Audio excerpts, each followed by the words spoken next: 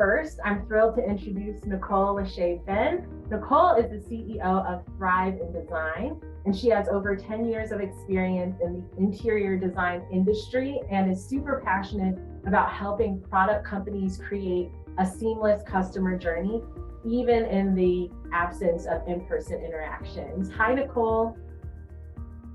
Hello.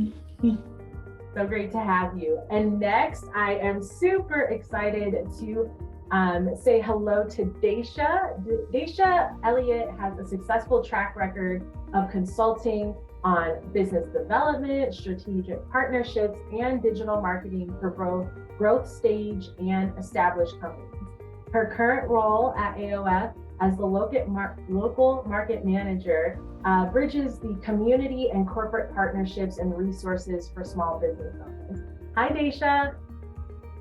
Hello. Welcome, everybody. Glad to see folks in here. And Nicole, I'd love to kick it off with you. Can you just describe the e-commerce sales funnel and why is it important for small businesses to focus on that? Sure. So first I want to give a high level overview of what a funnel is. So some people might think of a funnel as like a physical thing, but it's really like a series of steps that you're taking your customer through in order for them to make a purchase. So a sales funnel can be applied to whether you have a product or a service, whether you're selling online, offline, brick and mortar, what have you. It's really all about understanding what it is that you sell, who your customer is, and then what series of steps you need to take them through in order to actually make a purchase. Now, you're thinking about e-commerce, right? E-commerce is just a fancy word for an online website where you're ordering something through. E-commerce can also include your website. It can include other third-party platforms that you might be selling your product through.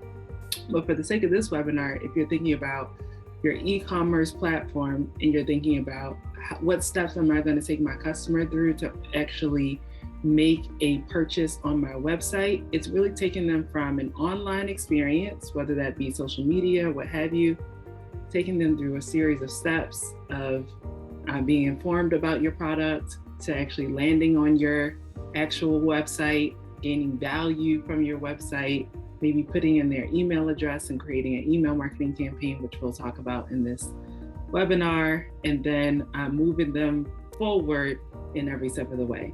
It's also important to understand like what are the actions that people are taking and how can you be proactive to put something in place to move them further. So like if they left the website or if they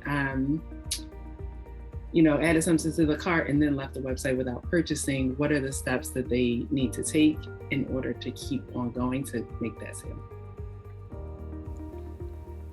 The typical stages of the e-commerce sales funnel are awareness, interest, consideration, intent, evaluation, purchase, and then loyalty.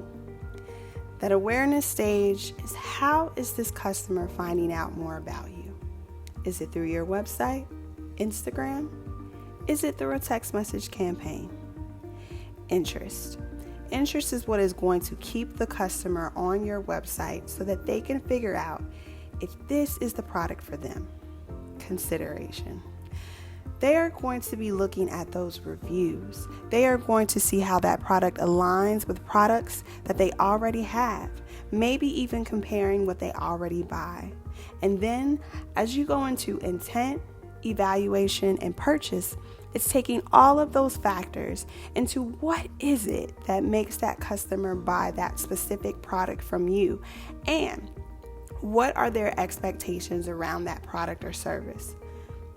Last but not least, from the loyalty standpoint, what is it that gets your customers to continue to come back to your website or follow you on social media?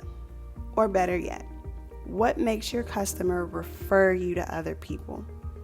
That's why it's important to find out who your customer is and how you can create a very loyal customer that will refer to you and continue to buy from you again and again. Now, different organizations or different theories will frame these stages slightly differently. Some people will combine them to where there are only 4 stages. But at the end of the day, the questions are, how does a customer find you? What helps them make that process, make that purchase? And what keeps them even after they have moved through the sales funnel? As you get them through the awareness, well, first off, you got to figure out how it is that you're going to draw folks in to actually go to your website, right? Again, I think I kind of mentioned a few ideas. Maybe you're selling at that local farmer's market and you give them a QR code. Maybe it is that text message campaign, but you figure it out. How is it that you're going to actually bring awareness to, what it is that you want that customer to ultimately do? Then again, it goes back to when they get on this website, what is it that's going to stick out and appeal to them?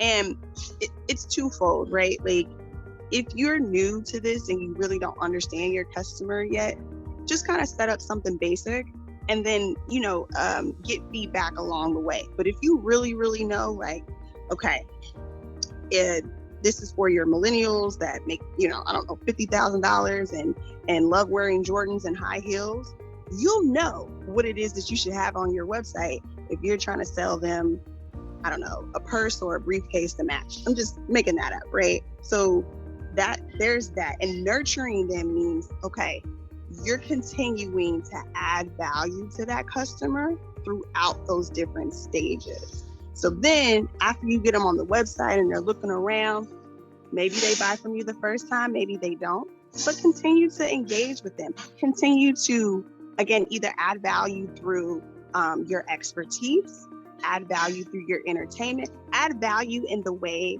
that they love and what makes sense to them and what makes them feel connected to you. And then thank them. Thank them for coming on your site. Thank them for making a purchase.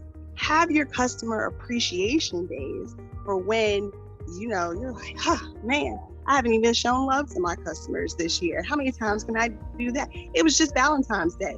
Did you tell your customers that you loved them? I think at AOF we sent out an I love you, email. So, it's different things like that you can do. So think about nurture as add value. Continue to connect with your customers in a way that's very authentic and means something with them. Something you may not know right before we drop into our live Q&A is that both Desha and Nicole are part of the AOF Coaching Hub. And that means that they provide coaching sessions for clients, for business owners who are looking for different kinds of resources. We have a team of multiple business coaches. All the coaching sessions are free. I just dropped the link in the chat. You can go there and you can select what you'd like help with.